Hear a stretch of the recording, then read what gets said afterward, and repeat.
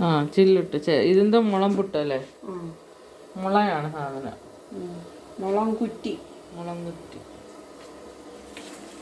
Normal ഇതിനകത്തോട്ട് വേണ്ടത് mix ചെയ്യല്ലേ?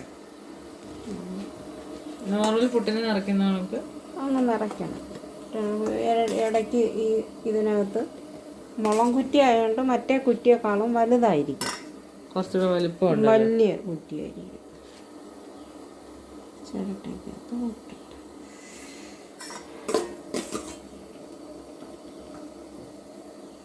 എളുപ്പം മറ്റേ പെട്ടെന്ന് വെന്ത് കിട്ടും.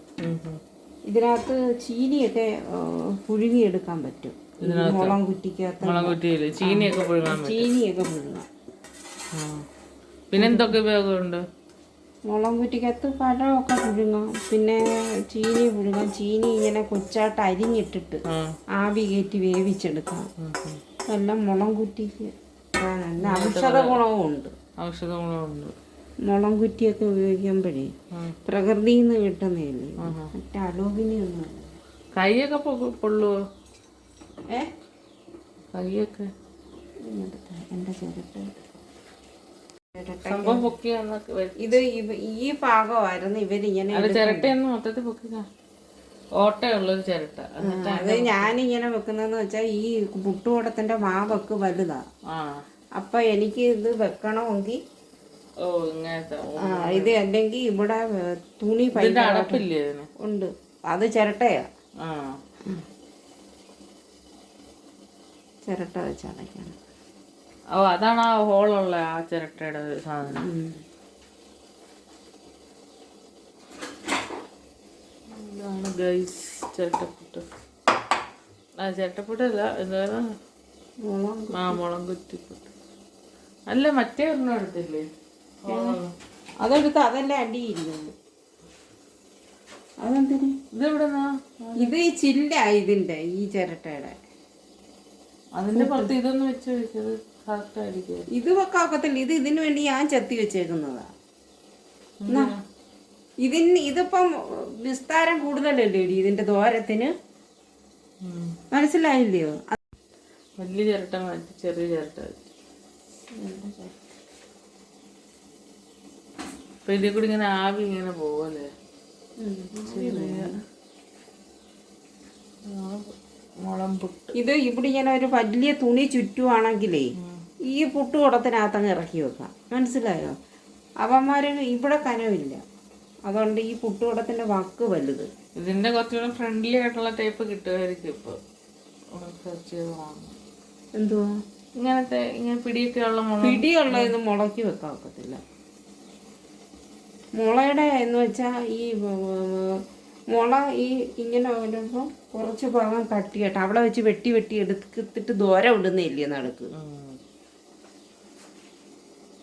കാട്ടിലോട്ടൊക്കെ ഉള്ളവരൊക്കെ ഇതുപോലൊക്കെ പോകുന്നു. പണ്ട് ഞങ്ങൾ മുളം കുറ്റിയായിരുന്നു ഉപയോഗിച്ചിട്ടിരുന്നത്, ഞങ്ങളുടെ അമ്മ പുട്ടുണ്ടാക്കാനായിട്ട്. അപ്പൊ എത്ര മണിക്ക് എണീറ്റാണോ ഒരു പുട്ടുണ്ടാക്കാൻ രാവിലെ? ആരോ ഞങ്ങളുടെ വീട്ടിലോ? നിങ്ങൾ പറയുന്ന കണക്ക് ഒന്നും ഒരുപാടൊന്നും തിന്നത്തില്ലല്ലോ ആരും. അര കുറ്റി പുട്ട് ഇതല്ല. ഇതിപ്പം ചെറിയ കുറ്റിയാന്നല്ലോ. ഞങ്ങളുടെ വീട്ടില് ഇതിനേക്കാളും ഉയരം കൂടിയ കുറ്റിക്കകത്ത് അമ്മ വലിയ പുട്ടുകുടത്തിനകത്ത് തുണിയൊക്കെ ചുറ്റി പാകമാക്കി വെച്ചേക്കുക. അത് ഇറക്കി വെക്കുമ്പോഴത്തേന് ഏതാണ്ടൊരു 3 അര ഒരു 4 കുറ്റി പുട്ടിൻ്റെ വിധം അത് വെന്ത് കിട്ടും. അപ്പോഴത്തേന് 4 പേർക്ക് കൊടുക്കും. ഇതിൻ്റെ തന്നെ സ്റ്റിക്കാ കുത്താൻ വേണ്ടിയിട്ട് ഒരു ചെത്തി ഒരുക്കിയിരുന്നു. ഈ ദോരം കണ്ടോ, ഇതുമായിട്ട് അളവിലുള്ളതാണ്. ഇതിന്റെ ചില്ല് ചിരട്ടയുടെതാ, അത് ഇവിടെ ഉണ്ട്. ഇങ്ങനെ പൊടിയില്ലല്ലോ? ഇല്ല, ഒന്നുകൂടെ ഇതാക്കണം. ഇരുന്ന പുട്ടല് പൊടിയത്തൊന്നുമില്ല. എവിടെയാ? അതാ ഇവിടെ ഇങ്ങനെ ഇടിച്ചേ പൊടിഞ്ഞു പോയത്. ഇതാണ് ഗൈസ് മുളം പുട്ട്.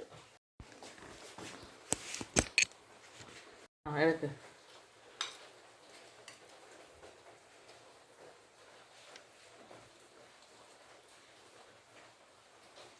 അങ്ങനെയുണ്ട്. മറ്റേ കുറ്റിയൊക്കെ നല്ല രുചിയായിരിക്കും. അതിൻ്റെ ഒരു ഫ്ലേവറൊക്കെ ഉണ്ടല്ലേ? അപ്പോൾ എന്തോ എല്ലാവരും ഉണ്ടാക്കി നോക്കണം.